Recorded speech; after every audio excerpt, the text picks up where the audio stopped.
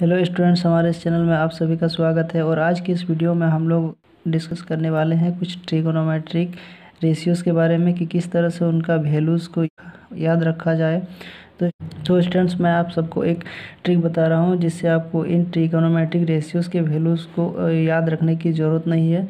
सिर्फ इसके लिए दो ट्रायंगल कंसीडर करना है या याद रखना है, और उसी से आप 30 डिग्री, 60 डिग्री और 45 डिग्री के वैल्यूज़ को याद रख सकते हैं। तो स्टूडेंट्स, वीडियो को शुरू करते हैं।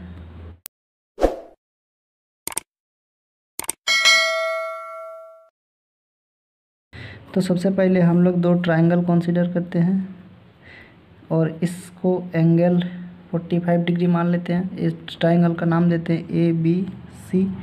और एक दूसरा ट्रायंगल कंसीडर करते हैं जिसमें इस कोण को हम लोग 60 डिग्री मानते हैं, और ये जो कोण है ये 30 डिग्री हो गया। इसको भी ABC नाम दे सकते हैं।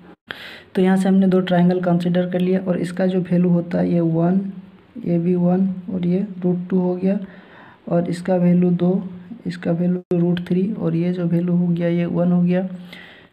तो अगर हम लोग को तीन ट्रिगोनोमेट्रिक रेशियोज़ के वैल्यू याद रहेंगे, यानी साइन थीटा का वैल्यू, कॉस थीटा का वैल्यू और टेन थीटा का वैल्यू अगर हमको पता चल जाएगा, तो बाकी तीन जो ट्रिगोनोमेट्रिक रेशियोज़ है, जैसे कोसेक थीटा, सेक थीटा और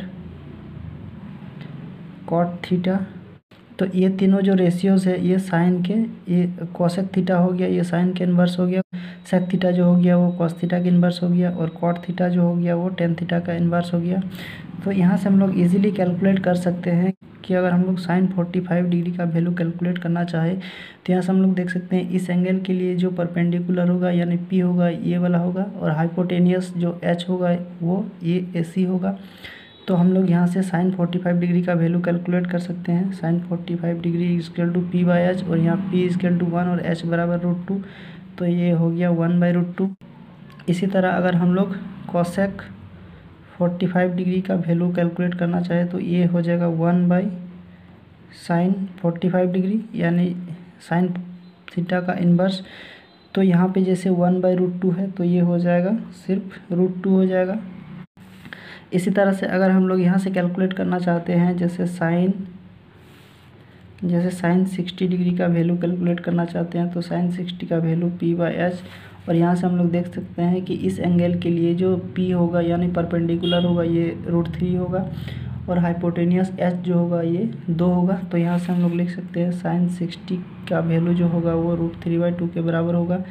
इसी तरह हम लोग साइन 30 डिग्री के लिए अगर वैल्यू लिखना चाहें, तो यहाँ से तो इस एंगल के लिए जो परपेंडिकुलर होगा ये वाला साइड हो जाएगा AB, और H जो होगा वो AC के बराबर होगा, यानी साइन 30 का वैल्यू जो होगा वो हाफ होगा।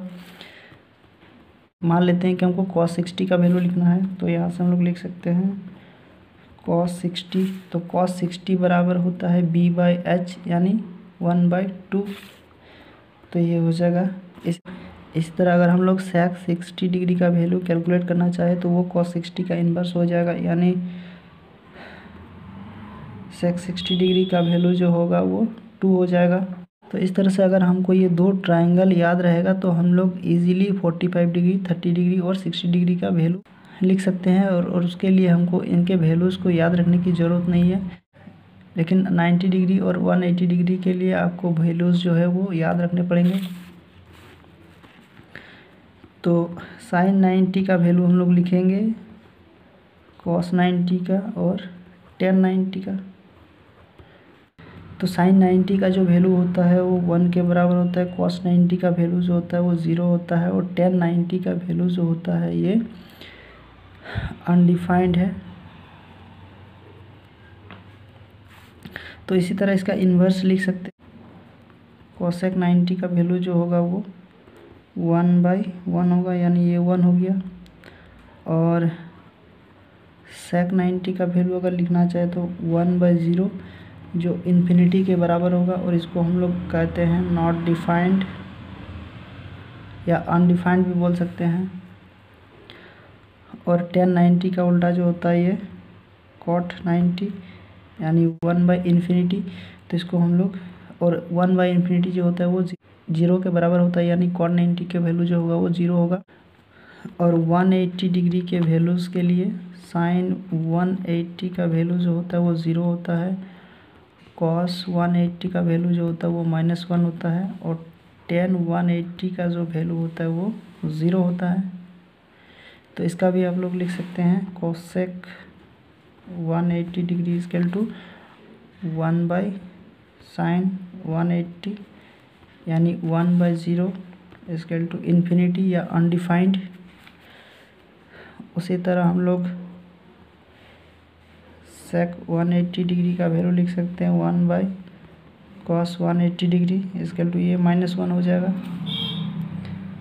और cot 180 डिग्री का जो वैल्यू होगा वो 1/tan 180, यानी 1/0 इक्वल टू इन्फिनिटी, ये भी अनडिफाइंड। तो स्टूडेंट्स, आई होप कि ये ट्रिक आपको बहुत ही अच्छा लगा होगा। तो इस तरह के और भी वीडियोस के लिए हमारे इस चैनल को सब्सक्राइब कर लीजिए और लाइक और कमेंट ज़रूर कीजिए। Thank you.